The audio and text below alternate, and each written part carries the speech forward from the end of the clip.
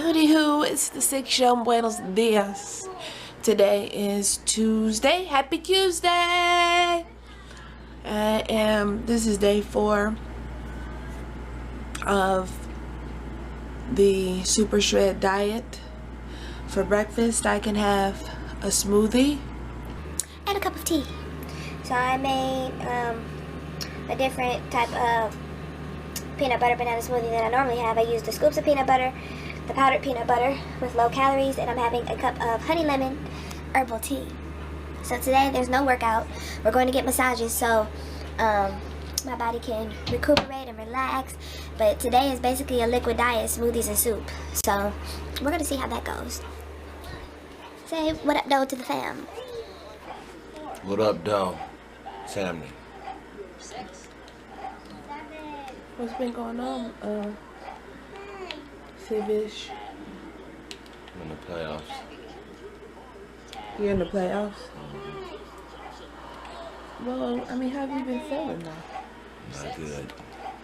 You've been hacking and... Y'all got me sick. We got him.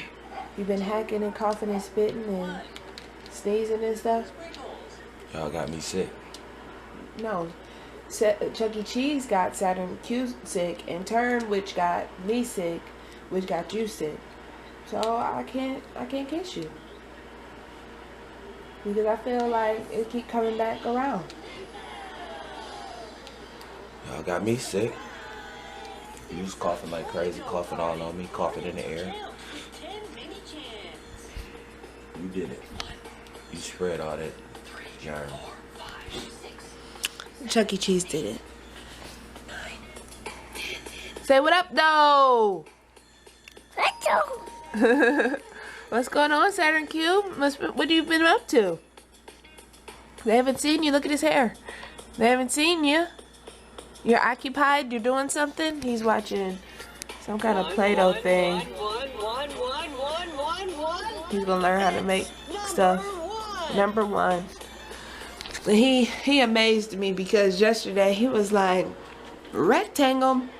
A rectangle has 4 angles. I said 4 angles?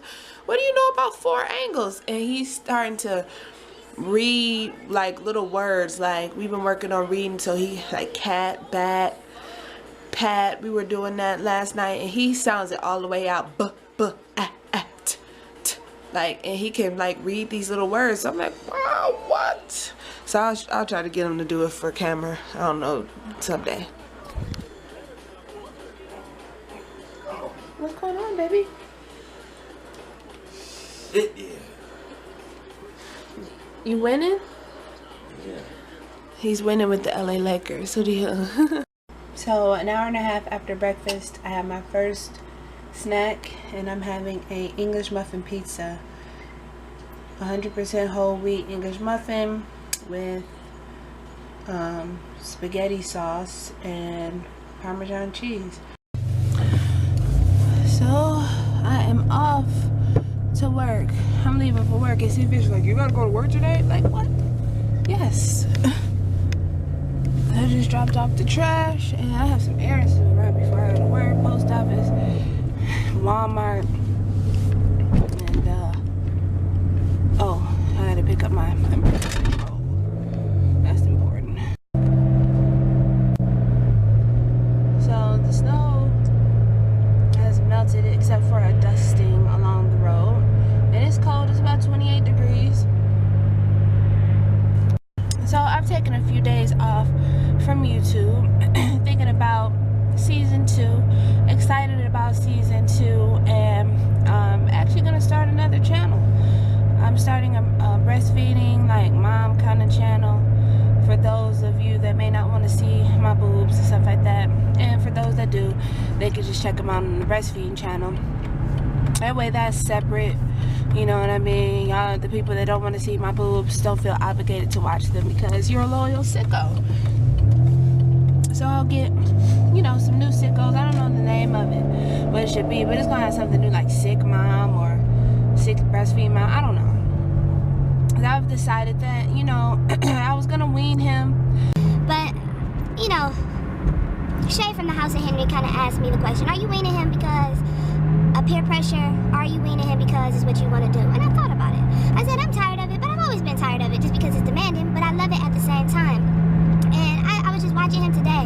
You know, he cries when he doesn't get it, and people are like, let him cry. I'm not letting my baby cry and suffer. That's not a part of, you know, a productive, happy life, crying every day. I don't care if you're a baby or not. When a baby is crying for a reason. And I noticed that when I nurse him, he's soothed, he's comforted, and he's happy. And so I'm gonna do what makes him happy. And I'm not gonna conform and do what other people do and stuff like that. I never have done that. So I'm not gonna start, you know, to please the people that watch my show. I'm sharing my life. I don't do stuff to make y'all happy. I do stuff to make me happy. And if you a true sicko, then you'll accept me for who I am and what I do. That leads me to saying, and I guess this fast talk gonna start. This is 2016 is the year of healing. This is the year of no regrets. This is the year that I decide to let go of my past and understand that the choices that I made in my life that I'm now upset about or have been upset about that have been causing me stress and pain were the choices that I needed to make at that time with the knowledge that I had or the lack of knowledge that I had. But I made the best choices back then, you know, for my situation. And from those choices and mistakes, I have become the woman that I am today. And I am thankful for that. I'm thankful that I can look back on those choices and say, hey, you know, now that I'm older and stronger and wiser, I wouldn't have done it like that. And maybe my life wouldn't be how it is today. Maybe it would have been better, maybe it would have been worse. But it is what it is. And the choices that I make going now forward, you know, and I always make choices. I've thought about stuff, whether it was a quick thought or a thorough thought or whatever, you know. I'm just going to be more careful with the things that I do going forward. And, you know, I record my life again because I'm not perfect. Because I know that my imperfections, once I realize they're imperfections, make me better. And those that want to, you know, judge or criticize or whatever, the time that they're taking to judge and criticize me, maybe take a look into your own life and be judgmental and critical of it. And maybe you will come to the sad realization that there are changes that you should make on your own. And with that note, who do you? I have also realized that there are some sickos that watch that I've really become friends with, you know, that I feel that understand what I have to, you know, what I do and how I live, and that's important to me. And I know that there are some sickos that don't understand, and it's really not for you to understand, I guess. You know, I'm just somebody sharing my life.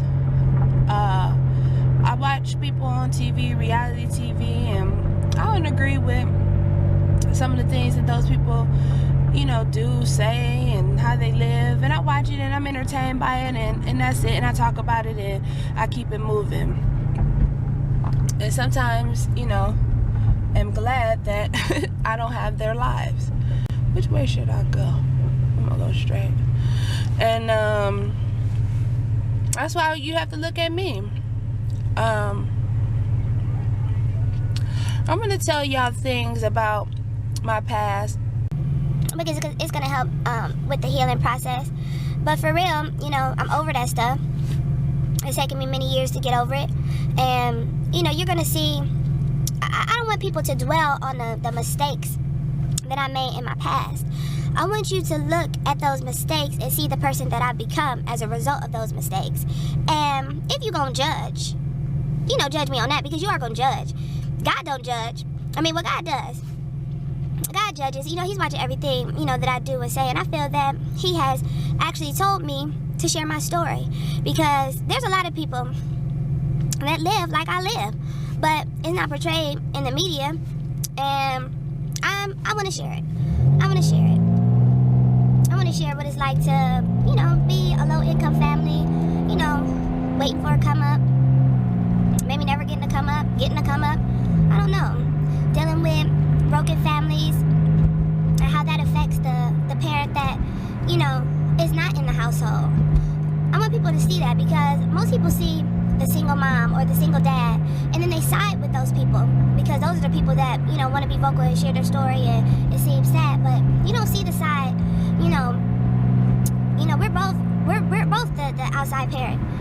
I'm a mom that daughter primarily lived with her father, grew up with her father, and my husband is a dad that kids primarily grew up with their mother. And people think that, you know, the life of the other parent is just like kicking it and, you know, all that type of stuff. But it costs, it's a financial burden, you know, on us too. You know, you don't know what it's like to go to work and, you know, the majority of your check is taken in child support, and you got to make that work because you have a new family. And then people will say, nobody told y'all to have all those kids. Nobody told you to do this and that. And you got to hear that.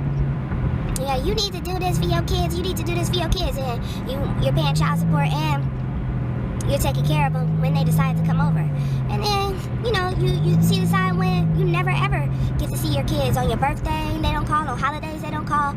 But when their birthdays come up, or the mother or father's birthday come up and they want to kick it, then you see kids. And we want y'all to see that. Okay, that's not a trace. Okay, so I got my BC. Now I'm on to my next destination, and I have, let's see, how many minutes? I have 43 minutes to get to work. I always get there like 20 minutes early, but today is my last day. I'm not going there. I'm getting there. So I told y'all I was sending out an apology letter. This is the card. It's really cute. And this is the letter. And I'm about to mail it. What's going on here? They seem like it's construction going on all over Cleveland. No matter what part of town you in or something, they fixing everything. Everything is just falling apart. The city is falling apart. Okay, y'all, so I'm mailing out this letter, and it's been long overdue. And this is a part of, you know, me healing her. She may cuss me out. She may not say nothing. She may not respond, but I know that she got it. And it makes me feel better, you know, just clearing up something that I've wanted to clear up for a very long time. So here it goes.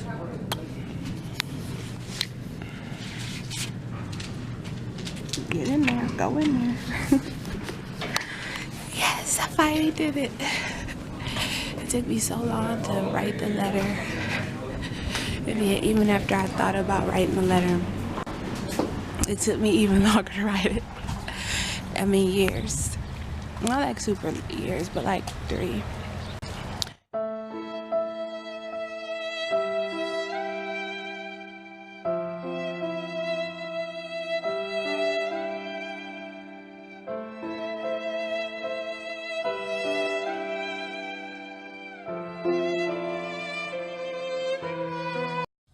That's my old high school. Y'all seen it a million times.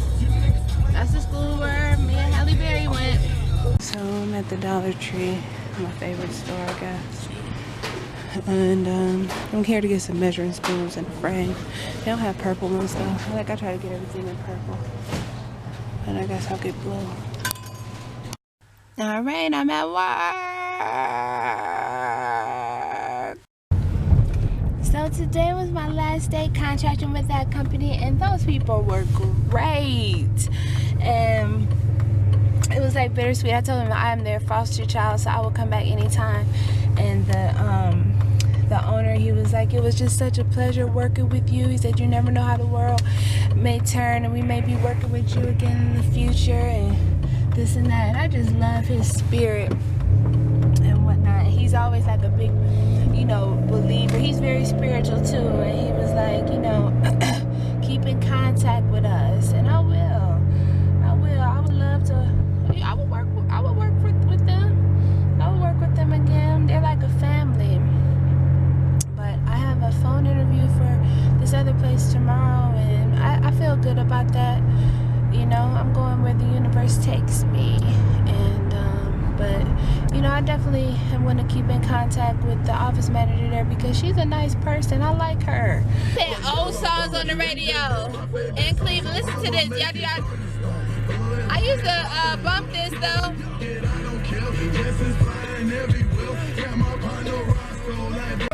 Roscoe Dash? Whatever happened to Roscoe Dash?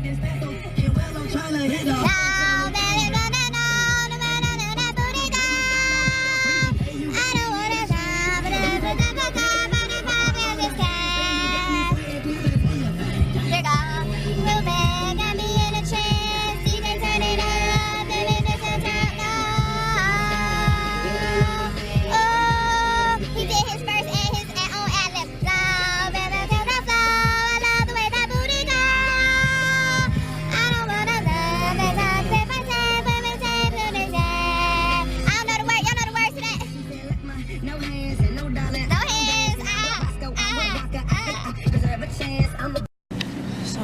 Mart. And see, Vish wants some juice.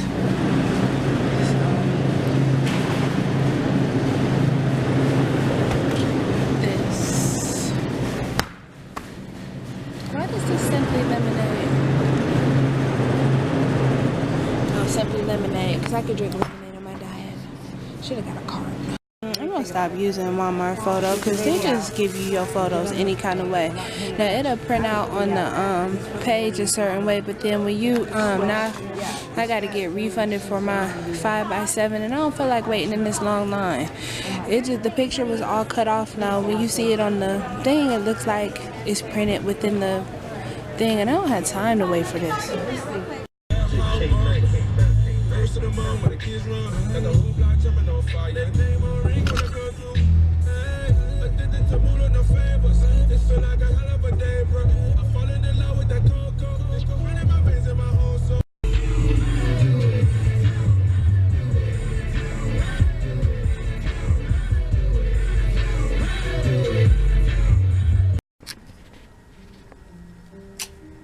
This is it. I'm getting here to get massages.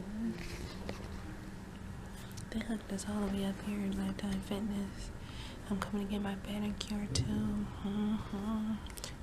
This is Vish's first time getting a massage. Nobody like a professional.